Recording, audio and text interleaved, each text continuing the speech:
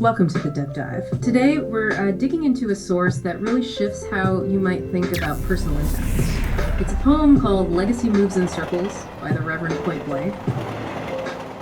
Point blank, my brothers and sisters, legacy moves in circles. As we live this life, we should learn it. As we learn it, we should live what we learn. As we live it, we should teach it. As we teach it, those that understand it and grasp it will move forward in it. Please understand, this is about legacy. It's not about what you think you see. You see, legacy moves in circles. It does not move randomly. It moves on purpose. We start life as students of breath and bone, learning life lessons that will be carved in stone. At first we stumble, and some will stand, guided not by a map, but by God's own hand.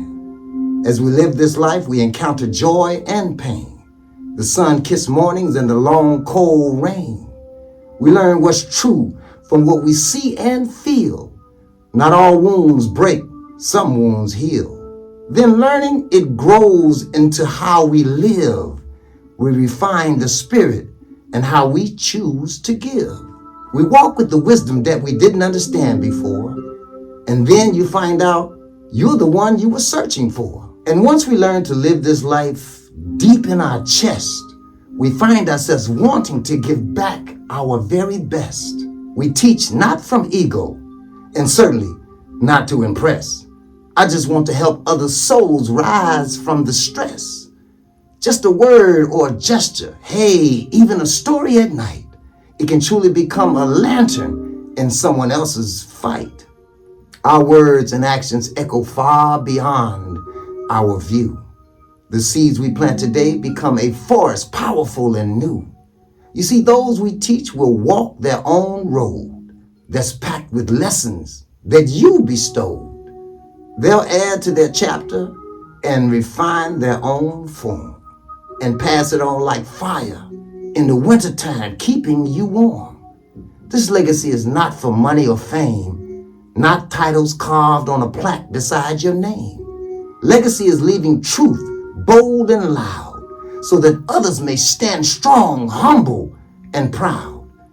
It's the cycle of love, of knowledge, and of the soul, of taking what's broken down and making it whole. It's living in such a way that when you're gone, something else in the world will still live on. So live it fully with heart and with light.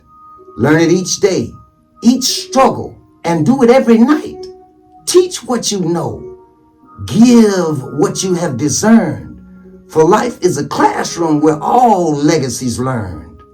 For those of you who are concerned for your own ass, keep driving that way. You are headed for a crash.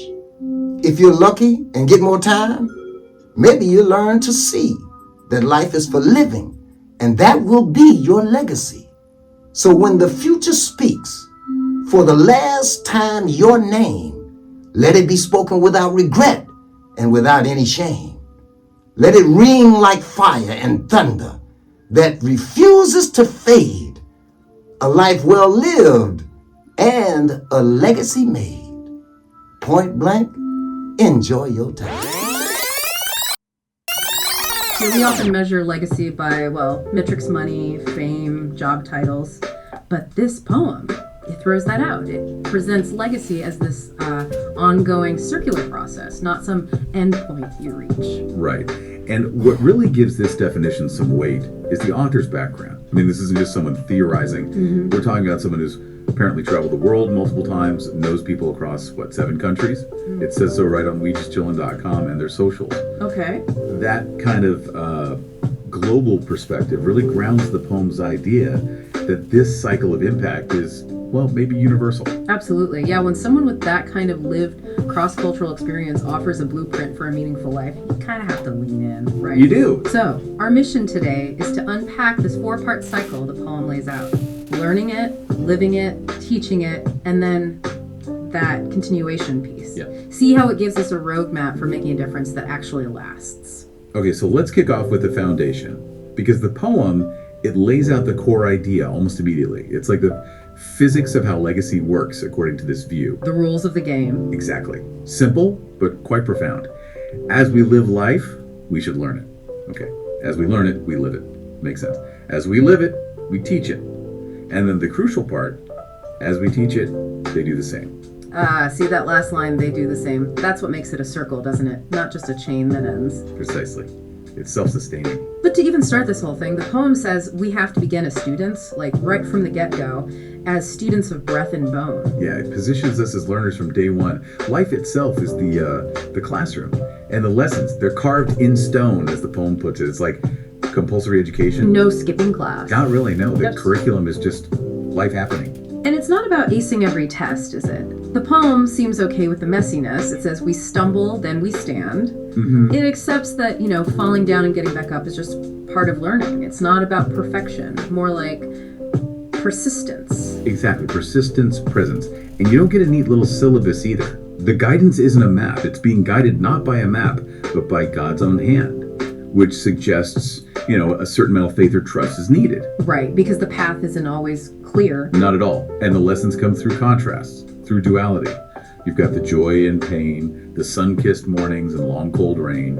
You need both sides of that coin to really get the full picture. Okay, so phase 1 is this mandatory, sometimes confusing, but essential learning.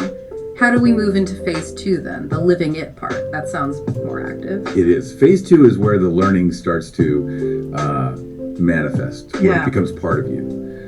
And the poem points out what we're supposed to be learning. It says we learn what's true from what we see and feel. See and feel? So it has to resonate personally, not just intellectually. Yeah, it has to land. It has to feel true inside. And maybe the most powerful bit of insight from this learning phase, related to that feeling aspect, is about recovery. Okay. The line, not all wounds break, some wounds heal. That's huge. Wow. Yeah, that hits differently. Learning that pain doesn't always mean permanent damage. Some things actually mend. That's the core lesson, I think, for phase 1. Resilience. Understanding that hardship isn't always the end of the story, and sometimes the healing itself is the biggest lesson. It shifts you from feeling like a victim to having agency, right?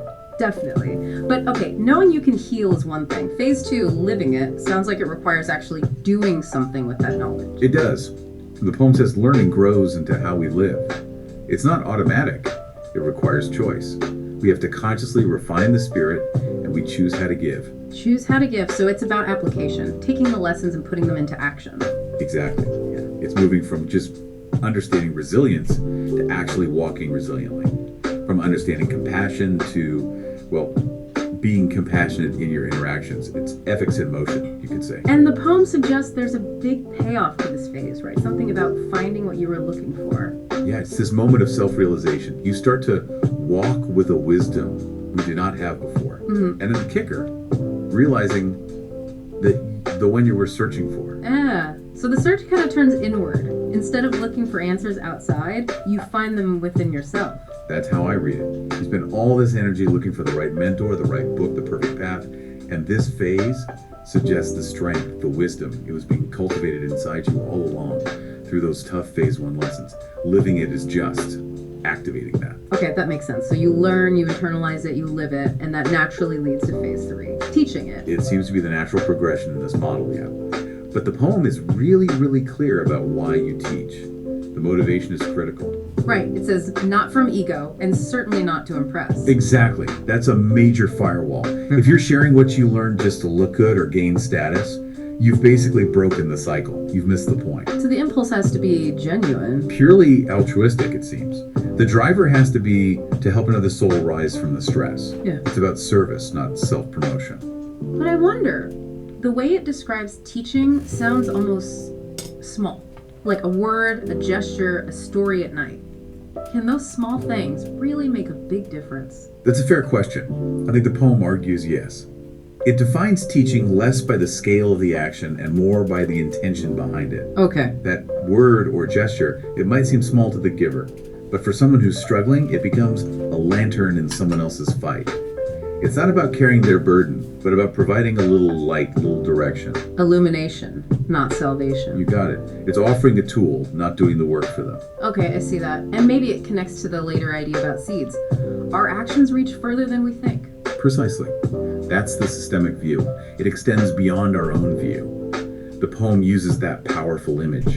The seeds we plant become forests anew. A whole forest, not just one tree. Right. It implies this exponential interconnected growth. You don't necessarily see every tree that grows from your seed, but you trust that your small, genuine act contributes to this larger ecosystem of support and wisdom. Which brings us to the final phase, closing the circle. The people who received that lantern or grew in that forest, they don't just copy the teacher. No, absolutely not. The poem is clear. The taught will walk their own road. This isn't about creating clones, it's about adaptation. Ah, so they take the lesson. They take the core wisdom, yes, but they add to their chapters and refine their form.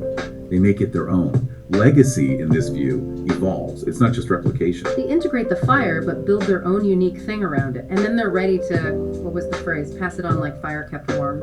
Yeah, kept warm. I love that phrasing. Why kept warm? Why not just passed on? Well, kept warm suggests it's been nurtured, maintained, it's alive. The wisdom hasn't gone cold or been forgotten. It's been lived, internalized, sustained through their experience phase 2 for them. Okay. Now it's this living energy ready to be shared again, starting the cycle anew with someone else. This whole model, it really forces you to rethink what legacy even means. And the poem is explicit about what it isn't it? Very explicit. It says legacy is not money nor fame. It's not the titles carved beside your name. Those are just temporary external things. Things that fade. Exactly. They're finite, static. The poem contrasts that with its definition, which is all about ongoing motion. Legacy is living truth out loud. Living truth out loud. Yeah, so that others can stand strong and proud. It's about empowerment, enabling others, not just accumulating stuff for yourself. So if you pull all 4 phases together, the learning, the living, the teaching, the continuation, what's the ultimate point? What's the grand purpose of this circle? I think the synthesis is right there in the poem. Legacy is fundamentally the cycle of love, of knowledge, of the soul.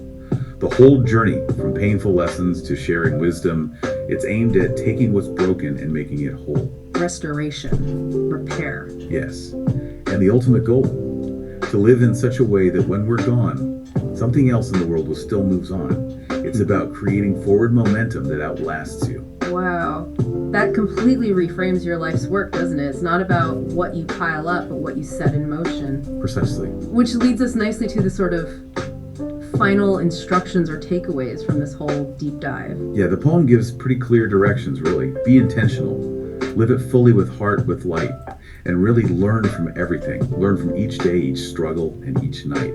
Embrace the whole messy curriculum. And then the part that closes the loop, act on it. Teach what you know, give what you've earned. Because as it concludes, life is the classroom where legacy is learned. It sums it all up. Personal growth has to lead to contribution. Which leaves us, and you listening, with a final, pretty challenging thought to mull over. It stems from the poem's ending lines about making an impact that truly lasts. Okay. The question becomes, how do you live now, today, to ensure that when the future speaks your name, it's without regret, without shame? How do you make your life ring out like fire and thunder that refuses to fade? That refusal to fade. That resonance, that lasting vibration, maybe that's the real measure of the legacy you're building. Something to think about. Definitely something to think about. An incredibly powerful challenge. Well, thank you for joining us on this deep dive into legacy moves in circles. Hopefully these 4 phases give you a new lens for the momentum you're creating.